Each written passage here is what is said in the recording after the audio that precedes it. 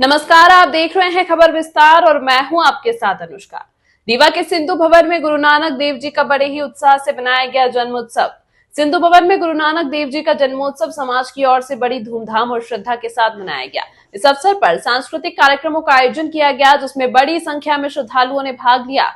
कार्यक्रम में DIG Hemant Chauhan, additional SP Sandeep Mishra, Bichhiya थाना प्रभारी सहित अन्य प्रशासनिक अधिकारी विशेष रूप से उपस्थित रहे। सभी अतिथियों ने गुरु नानक देव जी की शिक्षाओं को समाज में अपनाने का संदेश दिया। कार्यक्रम के संबंध में सरदार प्रहलाद सिंह ने मीडिया से चर्चा करते हुए बताया कि गुरु नानक देव जी ने मानवता, भाईचारे और सेवा का संदेश दिया था, जिसे समाज आज भी आत्मसात कर रहा है। आज हमारे गुरु नानक देव जी का 556वां जन्मोत्सव मनाया जा रहा है और उसी उपलक्ष्य में आज सिंधु भवन में कार्यक्रम रखा गया है, जो कि हर वर्ष रखा जाता है। समाज की तरफ से रखा जाता है, क्योंकि गुरु नानक देव जी को सिख समाज के अलावा सिंधी समाज भी पूरा ही उसी तरीके से मानता है जैसे सिख समाज मानता है।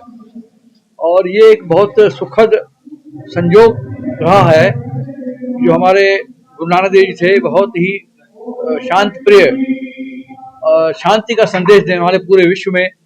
उनका जैसे कि मक्का मदीना तक वो गए एक शांति का संदेश देने के लिए, और इधर और पूरी पद यात्रा में इधर आसाम तक पद यात्रा की उन्होंने, और पूरे इस क्षेत्र में अहिंसा के संदेश के रूप में एक संदेश दिया।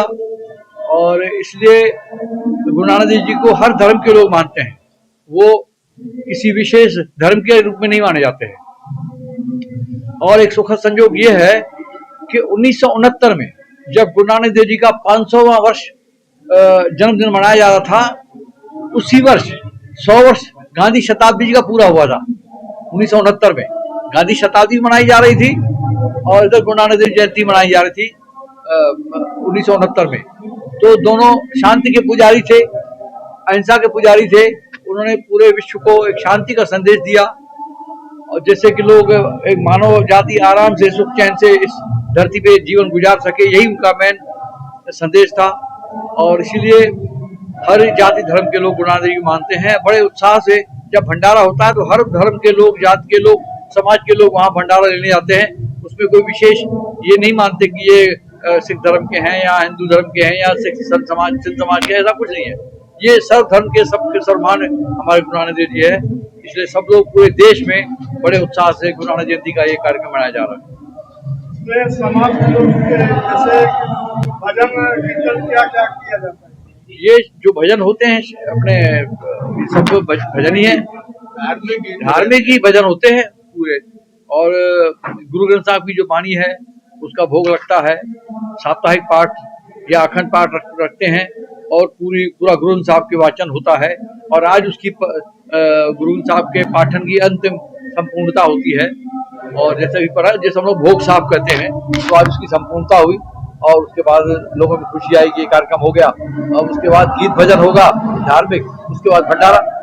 गुरु नानक देव जी की प्रमुख शिक्षाएं जैसे नाम जपो, कीरत करो, उनका अर्थ क्या है और ऐसी और कौन सी प्रमुख शिक्षाएं? अगर उनका पूरा जो संदेश था सिर्फ शांति का था, पूरे विश्व के लिए शांति का था। और तभी तो उन्होंने पद यात्रा की, पूरी मक्का मदीना तक, इधर आसाम तक पद यात्रा ही की उन्होंने। तो ये उनका ही संदेश था कि मानव एक है, ये जाति धर्म कोई मतलब नहीं है।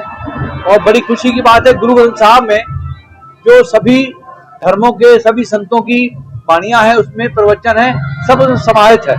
ये नहीं कि कोई विशेष सिख धर्म के रूप में या सिंध समाज के रूप में उसको मान्यता हो, ऐसा कुछ नहीं है।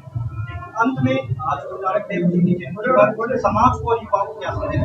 हमारा यही संदेश है, निवेदन है कि हम सब एक परमपिता ईश्वर की औलाद है, मिलजुल के एक एकता के रूप में देश को मजबूत करें, आगे बढ़े। एक शांति का संदेश और विश्व शांति में हमारा योगदान रहे।